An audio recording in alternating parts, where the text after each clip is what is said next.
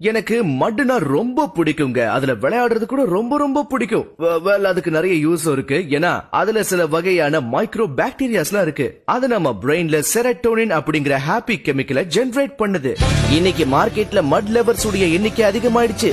அதுல சில பேர் எந்த லெவலுக்கும் போறதுக்கு தயாரா தான் வராங்க. பாவம் இவருக்கு என்ன அவசரமோ தெரியல, மூஞ்சு முழுக்க மண்ணா ஆயிடுச்சு. போய் கழுவு. மட்ல உங்களை நீங்க எப்படி வேணா பார்க் பண்ணலாம். ஃபுல் ஸ்பீடாவும் இருக்கலாம், இல்ல மெல்லமாவும் வந்து விழலாம்.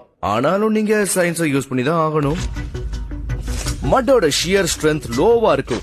ஏன்னா இதுக்குள்ள பிளாட் கிளே பார்ட்டிகளும் தண்ணியும் இருக்கு.